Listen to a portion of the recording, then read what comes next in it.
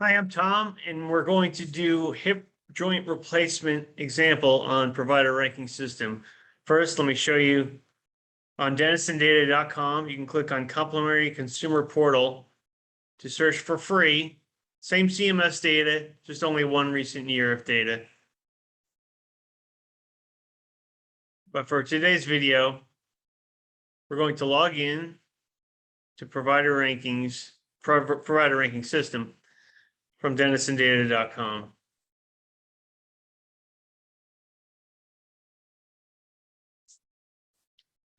If you didn't know what to look for, you could search by MPI code, by provider name, if you didn't know what procedure to look for, or you could look in specialty ranking to do the same by narrow down the specialty, look through a variety of them, or you'll click on provider or procedure ranking for today.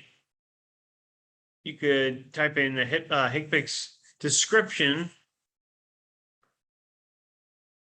Arthroplasty is what we're looking for joint replacement, and you could find what you're looking for, or we could type in an exact HCPCS code, which we have.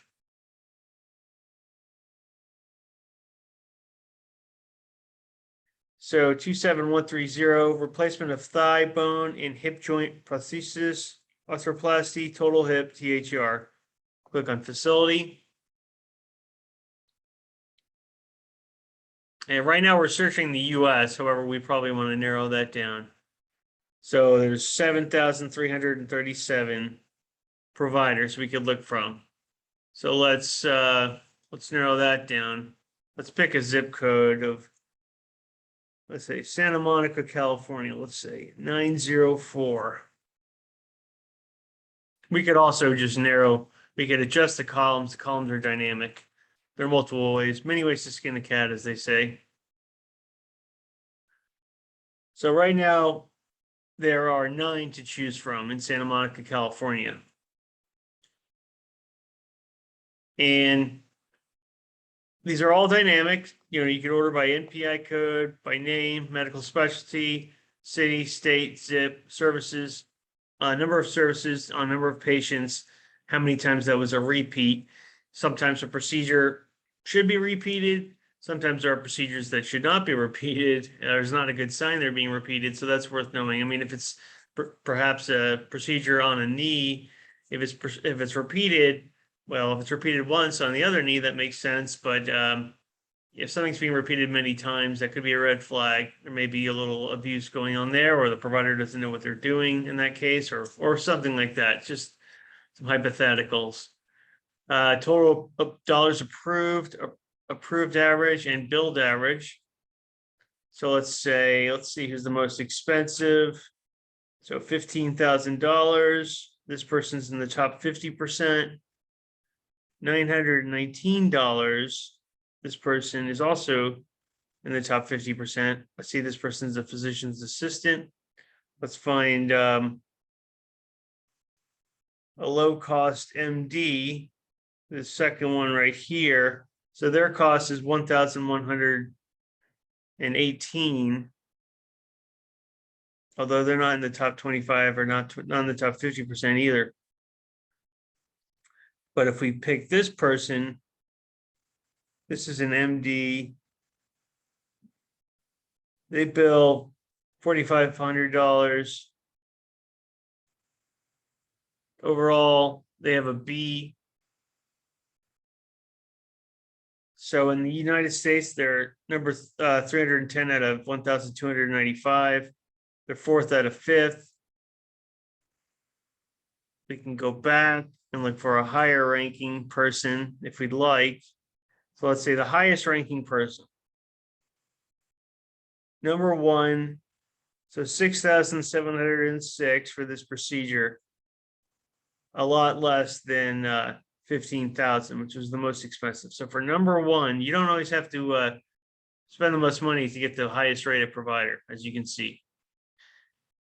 So contact information up here, as well as their MPI code over here to the left. So this person earns 100%. So that means that no provider does this procedure more, or does these procedures more than this provider. So okay, that's pretty high ranking. The number one out of 20,918, number one out of 22 in Santa Monica, California, one out of 20,918 was out of the entire United States. You could look at this chart, the amount billed versus the amount approved. You could change that to the number of patients and procedures. Billing and procedure summary. The amount billed and the amount approved and how that compared to the previous year. Right now we're looking at 2019. Unique procedure codes, number of procedures on the number of patients. Provider background. This provider, number one, went to medical school at Stanford University. Well, that's probably a pretty good sign. When they graduated. List of medical specialties, the group practices they're affiliated with, their address, telephone number, hospital affiliation, PICOS ID for home care, and MIPS score, 96, which is a 0 to 100 rating. Patient demographics and risk profile, whether or not they accept Medicare, the gender of this provider, the RUCA number, which if you click on that, it will give you a further explanation. In this case, number one, or the RUCA number is 1, which means they're urban. It's an individual provider at this practice. Average age of patients found here, the percentage of gender seen by this provider, the percentage of race treated by this provider of the patients, top 15 comorbid conditions. The providerrankings.com will just have the top 5 comorbid conditions, but here on the paid website, they have the top 15, if available. Some providers do not treat that many comorbid conditions. So for the same year we were looking at, 2019, top procedures performed greater than 10 times per year. So of these procedures, these were all performed 11 or more times per year. And that's how they're found in our database or in our provider ranking tool. So more dynamic columns, HCPCS code, description, LOC, so it's location, so facility or office, F would be facility.